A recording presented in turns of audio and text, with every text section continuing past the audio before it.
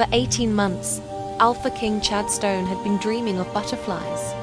Not the idle, forgettable dreams that fade with morning light. These were vivid, prophetic visions that woke him gasping in the dead hours. His mate Bond aching with a pain he hadn't felt since Serafina died 3 years ago. Every night the same vision.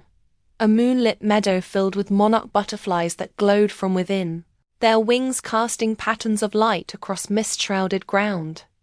And always, a voice calling his name, feminine, urgent, achingly familiar. Wait, do you think Olivia is really talking to spirits? Or is something even stranger happening? And when Chad discovers what his dead mate has been trying to tell him for 3 years, will it destroy him or save him? Listen, this story is about to take you on a supernatural journey that will leave you breathless. We're talking ancient magic, conspiracy, betrayal, and a romance that literally bridges the world of what the butterflies are actually saying. This story gets more intense with every line. And trust me, the revelations will blow your mind. Subscribe and turn on notifications so you catch every mystical moment. Let's dive into the spirit world together. He would reach for the butterflies, trying to understand what they wanted, trying to grasp the message hovering just beyond comprehension. And every time, he would wake before understanding came, left with nothing but the phantom ache of a mate, Bond that should have died with Serafina. Chad had told no one about the dreams. An Alpha King didn't admit to visions, didn't confess to hearing voices, didn't show weakness that could be exploited by rivals or enemies. But the dreams were getting worse. So when his head scout, Finn Ravencroft, delivered the report with barely concealed amusement, Chad's attention sharpened despite himself. "There's a woman," Finn said, standing at attention in Chad's office, living alone in a cottage at the eastern border. "The patrols say she's unusual." "Define unusual," Chad said flatly, not looking up from the territory maps spread across his desk. "She talks to herself, my king. Or rather, she talks to the forest. Trees, wind, animals." Finn paused. "Butterflies, mostly. Yesterday she spent 3 hours having what looked like an animated conversation with a cloud of monarchs near Whispering Creek." Chad's hand stilled on the map. "Monarchs? The same ones from his dreams. Is she a threat?" he asked, voice carefully neutral. "No, sir. Eccentric, but harmless. The cottage is barely standing.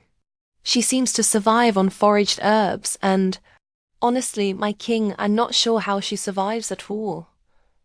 Chad should have dismissed it. Should have sent Finn away with orders to monitor, but not engage. He had a territory to run, a pack of 2,000 wolves to lead, political alliances to maintain. But that night, the dream came again. Only this time, when the voice called his name, he finally recognized it. Serafina, his dead mate, calling to him from beyond the veil. He woke with tears on his face and a decision crystallizing in his chest. The next evening, Chad rode out alone despite his beta Garrett Blackwood's protests.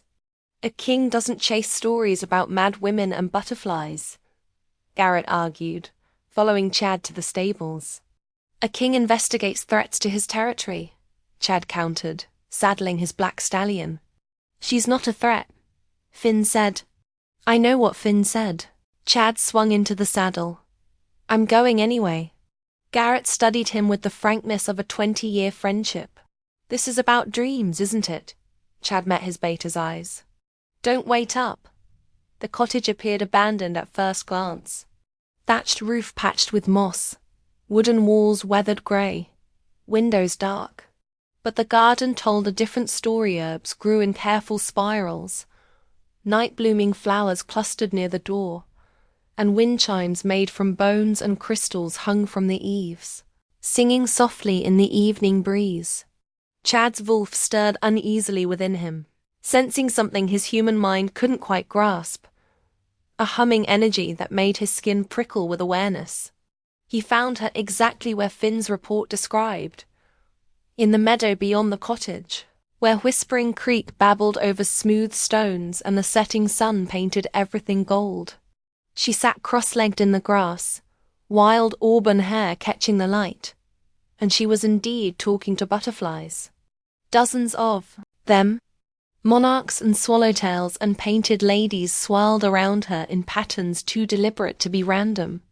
They landed on her outstretched hands, her shoulders, even her hair, and she spoke to them in a gentle voice that carried clearly in the quiet evening air. "I know you're worried," she was saying, her tone as serious as if she were addressing the royal council. "But he's not ready yet. The veil is still too strong and he carries too much guilt. You have to be patient." Chad froze at the tree line, watching as the butterflies seemed to respond to her words, their formation shifting and reforming like a living kaleidoscope. "Yes, I know time is running short," she continued, urgency creeping into her voice. "The darkness is growing stronger. But if we push too hard, we'll lose him entirely. And then everything our families died for will have been for nothing. Our families died for." The words hit Chad like a physical blow. He stepped forward without thinking. A twig snapped under his boot. The woman's head whipped around with supernatural speed. Her eyes, when they met his, were the color of aged whiskey shot through with flecks of gold, and they held a depth of knowing that made him feel exposed, seen in a way he hadn't experienced since Seraphine's death. For a long moment, neither of them moved. The butterflies continued their dance between them like a bridge made of wings and autumn colors. Then she smiled, sad and knowing and somehow terrifying in its certainty. "Hello, Chad," she said in a voice that resonated with power. "Seraphina has been waiting for you to find me." "We all have." Chad's wolf surged forward, protective and aggressive in equal measure. He felt his eyes flash gold as his alpha authority flooded the clearing. "Who are you?" he demanded, his voice dropping to the dangerous growl that made even his strongest warriors step back. "How do you know that name? How do you know anything about my mate?" But the woman didn't flinch, didn't show even a flicker of the fear that should have been instinctive in the presence of an alpha king, barely maintaining control. Instead, she stood gracefully, and the butterflies lifted with her, forming a crown of beating wings above her head that caught the dying light like stained glass. "My name is Olivia Rochi," she said quietly, and even that simple introduction sent shivers down his spine, because he knew that name, knew it from old stories his grandmother had told him about, the ancient bloodlines, the ones that had died out generations ago. "And I know about Seraphina," Olivia continued, "because she's standing right beside you, Chad. She has been for the past 3 years, trying desperately to warn you about what's coming. But you've been too wrapped up in guilt and grief to hear her." Olivia tilted her head, her gaze shifting to focus on empty air just to his left, and her expression softened with compassion. "She says you need to stop blaming yourself for the accident. She says the brakes were cut, that it wasn't your fault, and that she's forgiven you for the argument you had that morning, the one you've replayed in your mind every single day since." The world tilted sideways. Chad staggered, his breath coming in short gasps, because nobody knew about that argument. Nobody knew about the stupid, pointless fight they'd had about wedding traditions and pack politics. The last words he'd spoken to her before she'd driven off in anger and never come home. Nobody knew that he'd been too proud to call her, too stubborn to apologize, and that she'd died thinking he was angry with her. "You're lying," he rasped. But even as he said it, he knew it wasn't true. There was too much certainty in her eyes, too much detail in her words. Olivia's expression grew fierce, protective in a way that reminded him of Seraphina herself. She says you gave her a silver bracelet on your first anniversary, one you had specially made with both your pack symbols intertwined. She wore it every day, even though the clasp was broken and it kept falling off. She says you used to tease her about fixing it, and she would laugh and tell you that some things were perfect in their imperfection. Chad's knees nearly buckled. The bracelet. Gods. The bracelet that had been found at the accident site. Somehow thrown clear when everything else had been destroyed. He'd kept it in a locked box by his bed, unable to look at it, unable to throw it away. She says, Olivia continued, her voice gentling, that she needs you to listen now. Really listen. Because the same people who killed her are planning something much worse, and you're the only one who can stop them. Okay, pause. Can we just acknowledge that Chad went from "this woman is crazy" to "my dead mate is actually talking through her" in like 60 seconds? That's some fast character development, people. If you're not subscribed yet, what are you waiting for? We're about to dive into ancient bloodlines, conspiracy, necromancy, and a love story that literally crosses between worlds. Hit that subscribe button before the spirits come for you next. Just kidding, mostly. The next line is where things get really mystical and you won't want to miss it. Chad found himself sitting on the ground without remembering how he got there. His hands shaking as 3 years of carefully constructed walls crumbled around him. I don't understand, he whispered, and he hated how broken he sounded, how much like the devastated mate he'd been in the immediate aftermath, rather than the strong king he'd forced himself to become. What are you? How is this possible? Olivia sat down across from him, close enough that he could see the swirl of colors in her eyes, the way they seemed to shift and change like looking into deep water. The butterflies settled around them in a protective circle, and in the gathering darkness, they began to glow with a soft bioluminescence that definitely wasn't natural. I'm what's called a spirit listener, Olivia explained, her voice taking on the cadence of someone reciting ancient history. It's an old bloodline gift, one that most people think died out centuries ago. We can hear the voices of those who've passed beyond the veil, communicate with the spirits that linger between worlds. And sometimes, if we're strong enough, we can see them too. She gestured to the space beside him, and Chad found himself turning to look, even though he knew he'd see nothing but empty air. Seraphina has been trying to reach you through dreams, through signs, through anything she could manage. But the veil is strong, and you've been blocking her out with guilt. So she found me instead. Why you? Chad asked, and he heard the accusation in his own voice, the irrational anger of a grieving mate who wanted to blame someone, anyone, for the fact that he couldn't hear his own beloved. But Olivia didn't take offense. She simply looked at him with those ancient eyes and said, because my parents were killed by the same people who killed Seraphina, and because their spirits led her to me. Because this is bigger than just one death or one pack, Chad. There's a conspiracy that's been growing in the shadows for decades, and it's about to come to fruition in a way that will destroy everything the old bloodlines built. Over the next hour, as true darkness fell and the meadow filled with spirits that Chad couldn't see but could somehow feel pressing against his awareness, Olivia told him everything. She explained how she'd been born into the Roche line, one of the last families to carry the spirit listener gift, how her parents Vincent and Eleanor Roche had been researching something dangerous in the months before their deaths. Something about forbidden magic and old packs that should have stayed buried. They were killed in what was ruled an accidental house fire when I was 17, Olivia said, her voice steady but her eyes haunted. I was at university 3 hours away. By the time I got home, there was nothing left but ashes. And no one investigated? Chad asked, his alpha instincts immediately suspicious. They did. The fire marshal ruled it electrical failure. Case closed, Olivia's smile was bitter. But I could still hear them, Chad, my parents' spirits. They told me it was murder. They told me to run, to hide, to stay away from the pack. Did you? For a while.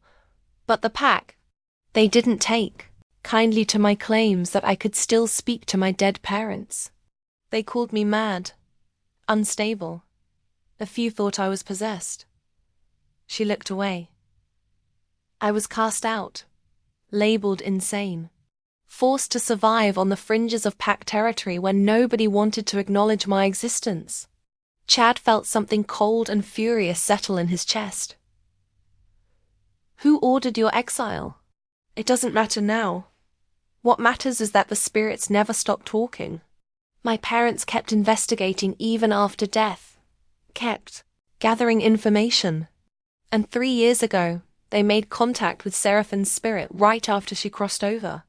Olivia met his eyes. That's when we started to understand the pattern.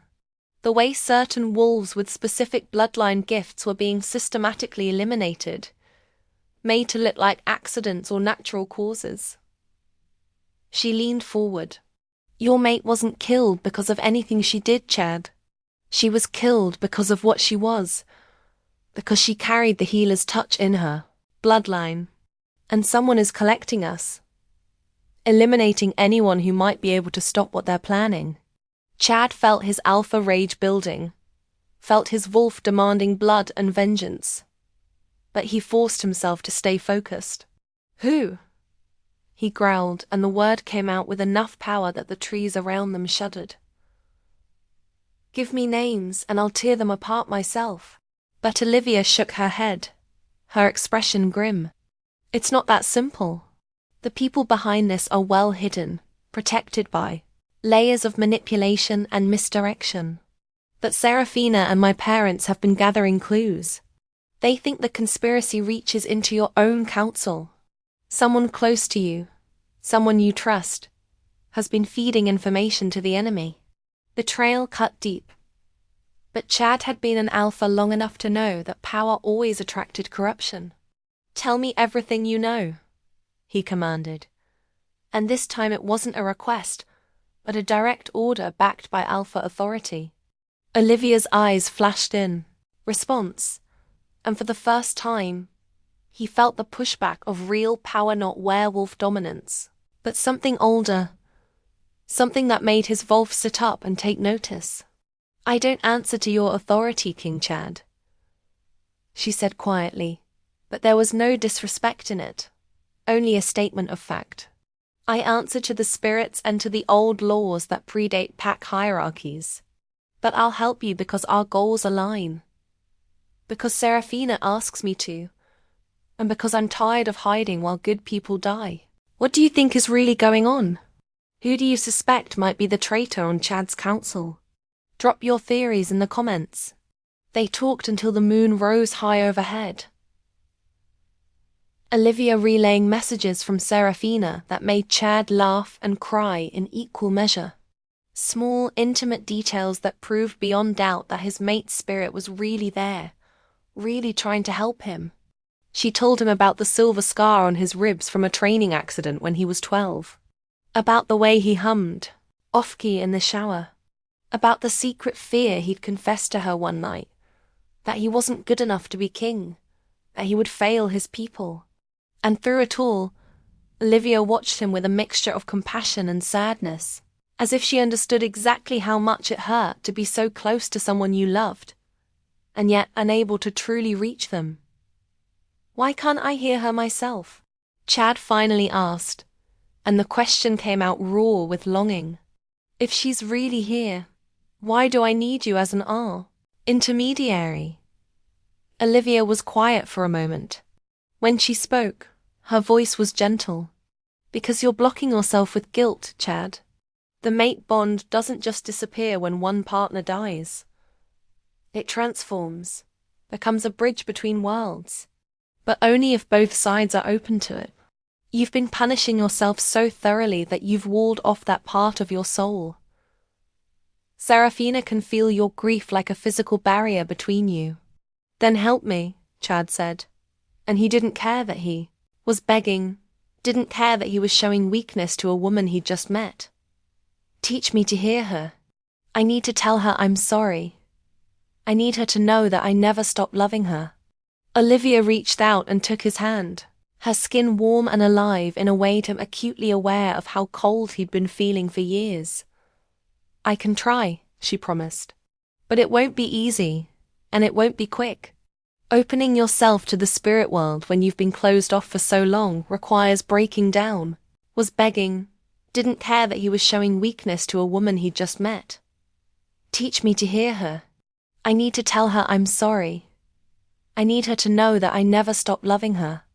Olivia reached out and took his hand, her skin warm and alive in a way to acutely aware of how cold he'd been feeling for years. I can try, she promised. But it won't be easy, and it won't be quick.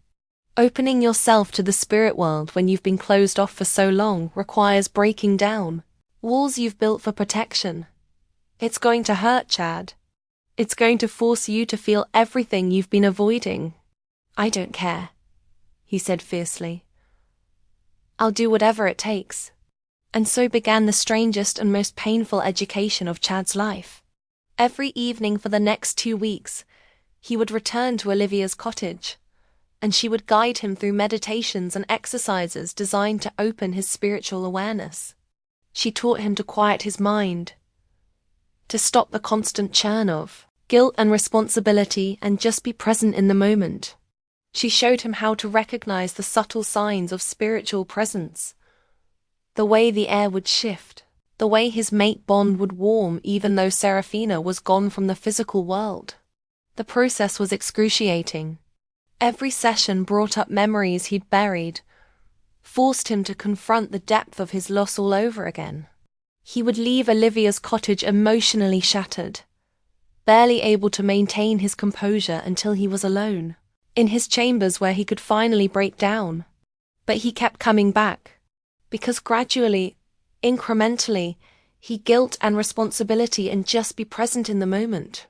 She showed him how to recognize the subtle signs of spiritual presence, the way the air would shift, the way his mate bond would warm, even though Serafina was gone from the physical world. The process was excruciating. Every session brought up memories he'd buried, forced him to confront the depth of his loss all over again. He would leave Olivia's cottage emotionally shattered, barely able to maintain his composure until he was alone, started to feel something changing. The dreams became clearer, less chaotic. He began to sense a presence hovering at the edge of his awareness, warm and familiar and achingly beloved. And through it all, he found himself increasingly aware of Olivia herself. She was nothing like Serafina, nothing like any woman he'd ever known. Where Serafina had been warm sunshine and easy laughter, Olivia was moonlight, and mysteries comfortable with darkness, in a way that should have been unsettling but somehow wasn't. She moved through the world with quiet confidence, utterly unbothered by the isolation that had been forced upon her. She found companionship in spirits and nature that most people couldn't perceive. She was brilliant and strange and occasionally terrifying, especially when her eyes would go distant, and she would relay messages from spirits who had been dead for centuries, speaking with the authority of someone who walked between worlds as easily as others walked between rooms. His pack noticed the changes in him, of course. Garrett cornered him after a council meeting 3 weeks into his training with Olivia, concern written all over his beta's face. "You've been disappearing every evening for weeks," Garrett said bluntly. "And you come back looking like you've been through a war. What's going on, Chad? Is this about that woman the scouts reported?" Chad had debated how much to tell his inner circle, how much they would even believe. But he'd learned long ago that leadership required trust. So he told Garrett everything about Olivia's gift, about Seraphine's spirit, about the conspiracy targeting gifted bloodlines. He watched his beta's expression cycle through disbelief, shock, and finally grim acceptance. "A spirit listener," Garrett said slowly, testing the words. like in the old stories. And you believe her. You believe Seraphina is really communicating through her. Chad met his friend's eyes steadily. She knows things nobody else could know, Garrett. Private things, intimate details that died with Seraphina. And more than that, I can feel it. My mate Bond is responding to something, warming in ways it hasn't since she died. He paused. Either Olivia is the most elaborate con artist in history, or she's exactly what she claims to be. Garrett was quiet for a long moment. Then he sighed. If you trust her, then I trust her. But Chad, if there really is a conspiracy, if someone on the council is involved, we need to be careful. We can't let anyone know what you're investigating. Chad nodded grimly. I know. That's why I need you to start doing some quiet research. Look into the deaths Olivia mentioned, the ones that were ruled accidents. See if you can find any patterns, any connections we might have missed. His beta's expression hardened with determination. Consider it done.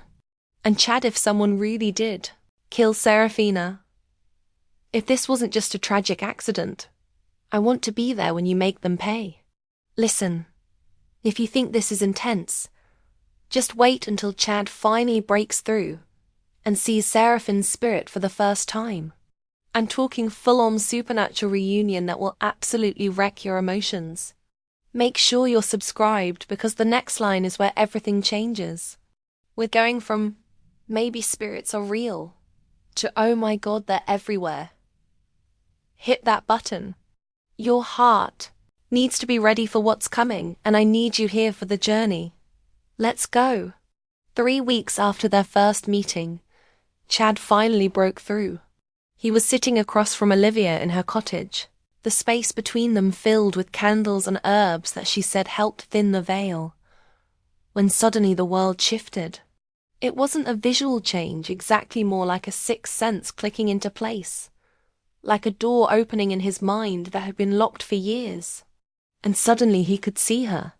Seraphina.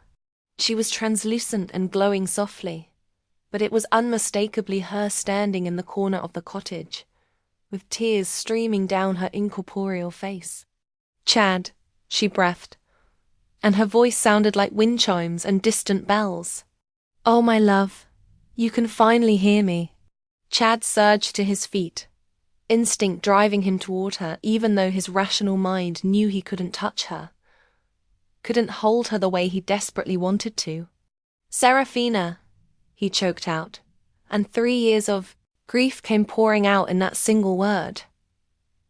I'm so sorry. I'm so fucking sorry for that fight. For not calling you. For letting you die thinking I was angry. I would give anything to take it back. Anything to have you here again. But Seraphina was shaking her head. Her ghostly form moving with the grace he remembered so well. No, my heart, no. You have to stop carrying this guilt. What happened wasn't your fault. The brakes on my car were cut, Chad.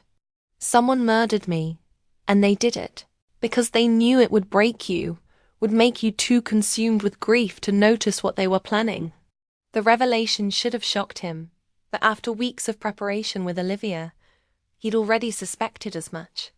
What broke him was seeing the certainty in Seraphine's eyes, the lack of blame, the pure love that radiated from her even in death. I miss you, he whispered. Every day, every moment. I don't know how to do this without you. Seraphina floated closer, and even though he couldn't feel her touch, he sensed the intention of it, the ghostly caress against his cheek. You're not without me, she said softly. I'm always here, always watching over you. But Chad, you have to let me go. Not forget me, never that. But release the guilt that's poisoning you. Because you have work to do, and you can't do it while you're still chained to the past. What work? He asked, though he already suspected the answer. Seraphine's form flickered, and when she spoke again, her voice carried the weight of prophecy. The one who killed me is planning to tear down the veil between the living and the dead, to raise an army of spirits bound to his will. He wants to overthrow the natural order, to make himself immortal by enslaving those who've passed beyond. She turned to look at Olivia, who had been sitting silently through this reunion, her expression carefully neutral. If he succeeds, he won't just destroy the werewolf world, Chad. He'll unravel the fabric of life, and death itself. That's why I led you to Olivia. She's the only spirit listener strong enough to help you stop this. And she's the only person in the world who understands what you're facing. Chad looked at Olivia, too, really looked at her, and saw the strength beneath her quiet exterior, the determination in the set of her jaw. "Will you help me?" he asked, and the question was far bigger than just investigating a conspiracy. He was asking if she would stand with him against forces that terrified even the dead. If she would risk everything to stop a threat most people couldn't even perceive. Olivia held his gaze for a long moment. Then she nodded slowly. "I've been preparing for this my whole life," she said quietly. "Every spirit I've ever spoken to, every message I've received, it's all been leading to this moment. So yes, Chadstone, I'll help you save the world." Over the following weeks, they worked together to unravel the conspiracy that had been growing in the shadows. Olivia would enter deep meditative trances, communicating with spirits who had witnessed conversations and events that the living had thought were secret. Serafina and Olivia's parents acted as their primary investigators on the other side of the veil, gathering information and identifying the key players in the plot. What they discovered was far worse than Chad had imagined. The conspiracy wasn't just about power or territory. It was about a forbidden ritual that required the blood of specific bloodlines families who carried ancient gifts like spirit listening, healing touch, prophetic dreams, and elemental control. The orchestrator had been systematically eliminating these bloodlines for decades, harvesting their essence at the moment of death to fuel a spell that would give him dominion over the spirit world. "He's been killing us for 40 years, Olivia said one evening, spreading out ancient texts she'd inherited from her parents. "And he's nearly ready. Only a few." "How many victims?" Chad asked, his voice dangerously quiet. "At least 60 that we've confirmed, probably more." The number made his blood run cold. "And the identity of the mastermind?" Olivia looked up and her expression was grim. "That's what we've been trying to determine. The spirits know he's someone with access to your inner circle.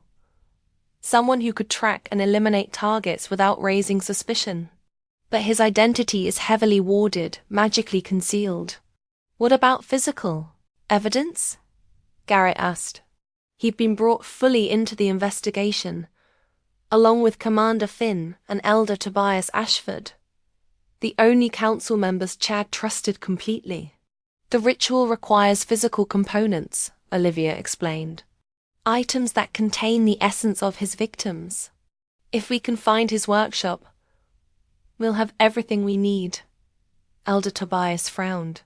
"A workshop capable of storing 60 souls would require significant space and powerful wards. That's not something you can hide in a bedroom closet." "Which means," Chad said slowly, "we're looking for someone with a private estate. Someone whose home wouldn't be searched or questioned." The list of suspects suddenly became very short. "Do you have any idea who the traitor might be? Drop your guesses in the comments. And if you're loving this supernatural mystery, hit that like button." The identity of the mastermind, when they finally uncovered it, was a betrayal that cut Chad to his core. Dr. William Harper, his royal physician, his father's most trusted advisor, the man who had helped Chad navigate the early days of his kingship after his parents' deaths, the mentor he'd relied on for wisdom and guidance. Harper was a necromancer, a practitioner of the darkest magic, and he'd been hiding in plain sight for over 40 years. He'd orchestrated the deaths of Chad's parents when they'd gotten too close to discovering his true nature. He'd killed Seraphina when her healing touch had accidentally revealed the corruption in his aura during a council meeting where he'd been treating her for a minor injury. And he targeted Olivia's parents when their research had started connecting the pattern of bloodline deaths. "We need proof," Garrett insisted when Chad told his inner circle what they'd discovered. "We can't just accuse a sitting councilman of mass murder and dark magic based on conversations with spirits. The pack will think you've lost your mind." But Olivia had thought of that. "The ritual requires physical components," she explained, spreading out her parents' research. "Harper would need to keep trophies from each kill items that contain the essence of his victims. If we can find his workshop, we'll have everything we need." Breaking into Harper's estate was one of the most dangerous things Chad had ever done. Not because of physical security, he was the Alpha King, after all, but because of the magical wards that protected it. Olivia had to work for hours to dismantle them, calling on friendly spirits to confuse the detection spells while she carefully unraveled Harper's protections. What they found in the hidden basement beneath his study was the stuff of nightmares. Dozens of glass bottles lined the shelves, each one containing what Olivia identified as captured soul fragments, glowing mist that pulsed with trapped consciousness. Personal items from the victims were arranged on an altar. Photographs, jewelry, locks of hair, including Seraphine's broken bracelet, and a family portrait of Olivia's parents. And in the center of it all was a massive grimoire, its pages filled with instructions for the ritual that would tear the veil between worlds. They barely escaped before Harper returned home. That they had what they needed. The evidence was irrefutable, documented in Harper's own hand, with dates and methods and triumphant notes about each successful harvest. Chad called an emergency council meeting, and with Olivia standing beside him and Garrett flanking his other side, he laid out the entire conspiracy for the assembled pack leaders. He showed them the grimoire, the soul bottles, the detailed records of murder. And when Harper tried to deny it, tried to claim the evidence was fabricated, Olivia did something that made even Chad's blood run cold. She called the spirits of the dead forward. And for one terrible, beautiful moment, she made them visible to everyone in the room. Seraphina appeared beside Chad, her hand resting on his shoulder. Olivia's parents manifested behind their daughter, their pride in her evident even in death. And dozens of other victims filled the chamber, all of them pointing accusatory fingers at Harper, all of them demanding justice for lives cut short. The councilman's face went white as corpse flesh, and his carefully constructed facade finally crumbled. "You don't understand," he snarled, dark magic crackling around his hands as he prepared to fight. "The old ways are dying. The bloodline, gifts are fading. I was trying to preserve them, to create something eternal and powerful that would survive when the last of you gifted ones died out." "You were murdering innocent people," Chad roared, his alpha power flooding the room with such intensity that wolves throughout the territory would later report, feeling the urge to submit even from miles away. "You killed my mate. You killed my parents. You destroyed families and called it preservation." The battle that followed was brief, but brutal. Harper was powerful, his necromantic magic fueled by decades of stolen essence. But he was one man against an entire pack of furious werewolves led by a king who had found his purpose again. When it was over, when Harper lay defeated and bound in silver chains that would prevent any further magic use, Chad stood over him with eyes that glowed pure gold. "You're going to spend the rest of your very long life in the deepest cell we have," Chad pronounced, his voice carrying the weight of absolute authority. "And every single day you're going to feel the weight of what you've done. Because Olivia is going to make sure the spirits of your victims can visit you, can remind you of every life you stole." He turned to his spirit listener, and the look they shared was one of perfect understanding. Two people who had found in each other the strength to face impossible darkness. Can you do that? He asked quietly. Olivia's smile was sharp as a blade. It would be my absolute pleasure. So Harper thought he could just murder 60 people and achieve immortality. Oh, nope. Olivia literally summoned an army of ghosts to testify against him. If that's not the most boss move in supernatural history, I don't know what is. If you haven't subscribed yet, do it now because the next line is the epilogue, and it's going to show you what happens when an alpha king and a spirit listener build a life together. Spoiler, it's magical. Literally. Hit that button.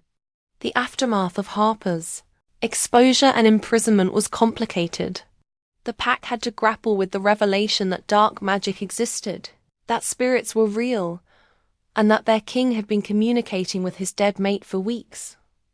Some were skeptical. Others are frightened. But most were simply relieved that the threat had been neutralized.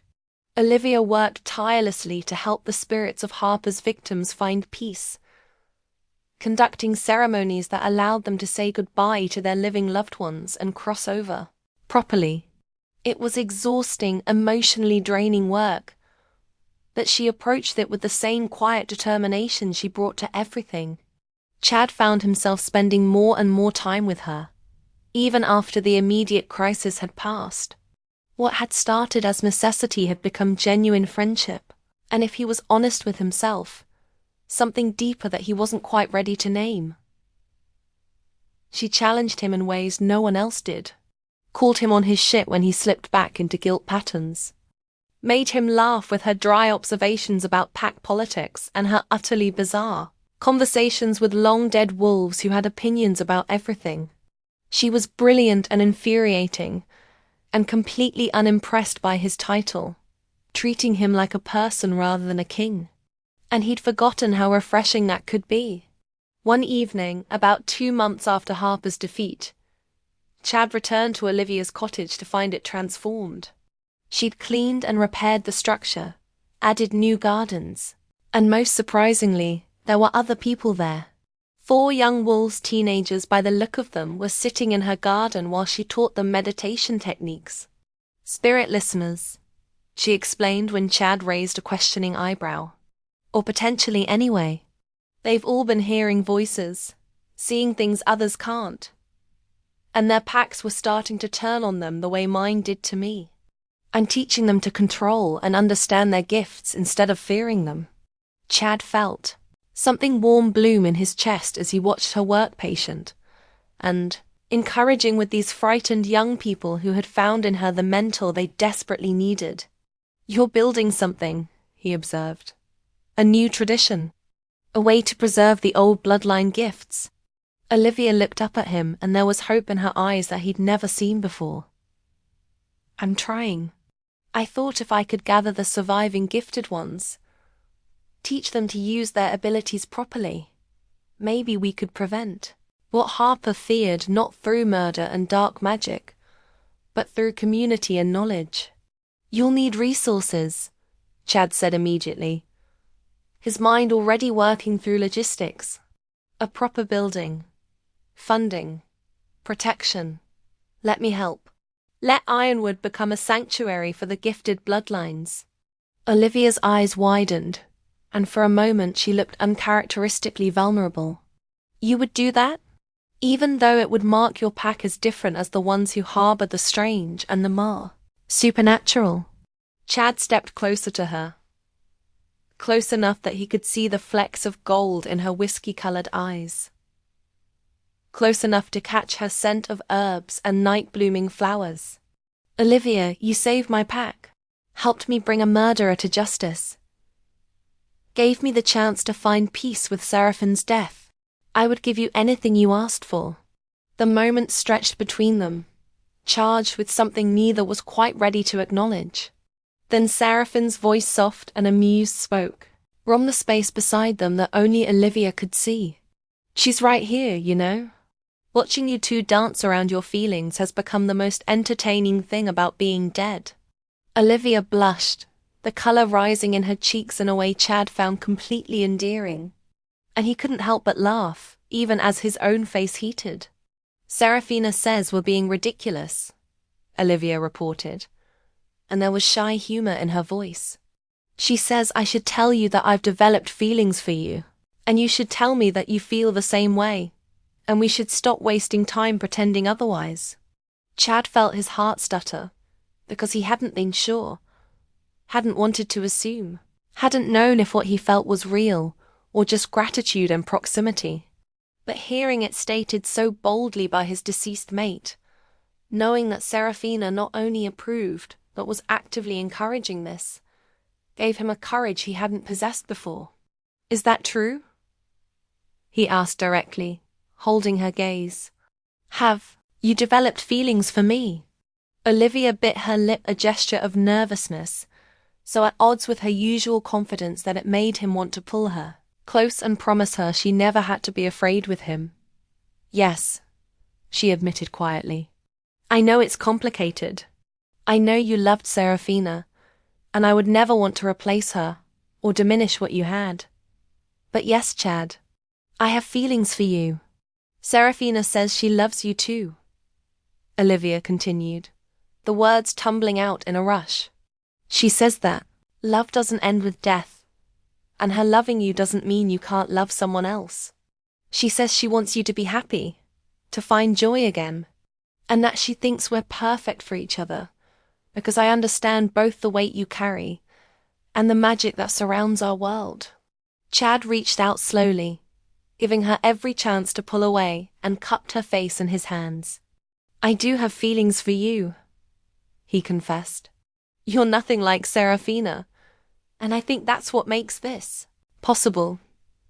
You're not a replacement or a substitute. You're entirely yourself, and I've fallen for the brilliant, strange, powerful woman who talks to butterflies and walks between worlds like it's the most natural thing in existence. When he kissed her, it felt like coming home to a place he'd never been before, familiar and new all at once. Olivia kissed him back with an enthusiasm that made him smile against her lips. And somewhere in the background, he could have sworn he heard Seraphine's delighted laughter, a sound of pure joy that she'd managed to bring these two wounded souls together. They pulled apart eventually, both breathless and smiling, and Olivia whispered, "She's happy. She says this is exactly what she hoped would happen, and she's going to cross over now because she knows you're going to be okay." Chad turned to where he'd learned Seraphine's spirit usually manifested, and even though he still couldn't see her as clearly as Olivia could, he could feel her presence, stronger than ever before. "Thank you," he said, his voice thick with emotion. "Thank you for loving me enough to let me go. For finding Olivia. For fighting from beyond death to save our pack. I will always love you, Seraphina. Always." The temperature in the room shifted, grew warmer, and he felt what could only be described as a ghostly kiss against his forehead. A final blessing from the mate who had defined so much of his life.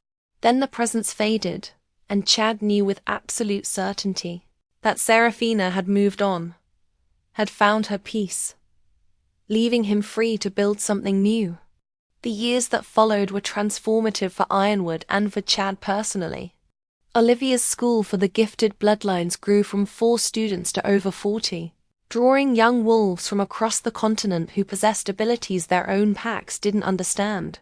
She taught them control, helped them embrace rather than fear their gifts, and in doing so created a new generation of wolves who could bridge the gap between the physical and spiritual worlds. The old ways weren't dying after all. They were evolving, adapting, becoming stronger through acceptance rather than secrecy. Chad and Olivia's relationship deepened, gradually built on friendship and mutual respect, before it ever became romance. She never tried to be Seraphina, never attempted to fill that specific hole in his heart. Instead, she carved out her own space beside it, a different kind of love that was no less profoundful. Being different. They would take walks through the forest where she taught him to sense the spirits that lingered in ancient places, to communicate with the land itself in ways that made him a better king, because he understood the true depth of what he was protecting. On their wedding day, 3 years after they'd first met, the ceremony was attended by both the living and the dead. Olivia had thinned the veil enough that spirits could manifest for those with eyes to see. And Chad's parents stood proudly in the front row alongside Olivia's, all of them beaming with approval. And there, serving as Olivia's spiritual maid of honor, was Seraphina, radiant and joyful, proof that love transcended death and that endings could be beginnings in disguise. When the ceremony was complete and Chad kissed his new wife, the spirits erupted in celebration, their joy creating a shower of light that even the non-gifted could perceive, a blessing from the other side for a union that bridged both worlds. Their children, when they came, carried gifts from both bloodlines. The oldest could heal with a touch and hear the whispers of spirits. The middle child could manipulate the elements and predict the future in dreams. The youngest, much to everyone's amusement, could talk to animals and plants with the same ease Olivia spoke to butterflies. Ironwood became known as the pack where the impossible was commonplace, where the gifted were celebrated rather than feared, where the veil between worlds was honored as sacred rather than something to avoid. Chad never forgot Seraphina, never stopped honoring her memory, but he also never let grief define him again. Worlds, their children, when they came, carried gifts from both bloodlines. The oldest could heal with a touch and hear the whispers of spirits. The middle child could manipulate the elements and predict the future in dreams. The youngest, much to everyone's amusement, could talk to animals and plants with the same ease Olivia spoke to butterflies. Ironwood became known as the pack where the impossible was commonplace, where the gifted were celebrated rather than feared, where the veil between. He'd learned that love was infinite, that opening his heart to Olivia didn't diminish what he'd felt for his first mate, but rather proved that the heart could expand to hold multiple truths. He'd learned that endings and beginnings often wore the same face, and that sometimes the greatest gifts came wrapped in the strangest packages, like a woman talking to butterflies in a moonlit meadow, who turned out to be exactly what he needed to find himself again. On quiet evenings, Chad would sometimes find Olivia in their garden, surrounded by monarchs and swallowtails, having animated conversations that he now understood weren't madness, but connection to something most people had forgotten existed. He would watch her with a smile, marveling at the strange path that had brought them together, grateful for a dead woman's love and a living woman's courage, thankful for second chances and for the reminder that magic was real if you only knew how to listen. And sometimes, on nights when the moon was full and the veil between worlds grew thin, he would feel Seraphine's presence nearby, a warm brush against his awareness that felt like approval and blessing. She would never truly be gone. Not as long as he and Olivia kept her memory alive. Not as long as love persisted beyond death's door. It was a strange comfort, knowing that the woman he'd lost was happy for the life he'd built, that in some cosmic way, she'd orchestrated her own replacement by finding him someone who could understand both his grief and his hope. The Alpha King who had once been broken by loss had been remade by love, multiple loves in multiple forms. And in learning to talk to butterflies and spirits and the space between heartbeats, he'd found not just healing, but transcendence. Love and a living woman's courage, thankful for second chances and for the reminder that magic was real if you only knew how to listen. And sometimes, on nights when the moon was full and the veil between worlds grew thin, he would feel Seraphine's presence nearby, a warm brush against his awareness that felt like approval and blessing. She would never truly be gone. Not as long as he and Olivia kept her memory alive. Not as long as lums persisted beyond death's door. It was a strange comfort. The end of one story had become the beginning of another, and Chad had learned to embrace them both, to hold yesterday and tomorrow in the same grateful hands, to understand that some bonds were eternal precisely because they knew when to transform rather than trying to remain unchanged. I have few questions. Would you want the ability to communicate with spirits? Or would it be too painful to never fully say goodbye? Who was your favorite character in this story and why? If you could speak to one deceased loved one, what would you say? If this story touched your heart, smash that like button and share it with someone who needs to believe in second chances and supernatural love. Drop a comment telling me which moment hit you hardest. Was it the first time Chad saw Seraphine's spirit? The tribunal where Olivia summoned an army of ghosts? Or the wedding where both mates blessed his new beginning? Your comments fuel these stories, so let me hear from you. And if you haven't subscribed yet, what are you waiting for? More magical, emotional, boundary-breaking stories are coming, and you don't want to miss a single one. Hit that subscribe button and turn on all notifications. See you in the next story, believers.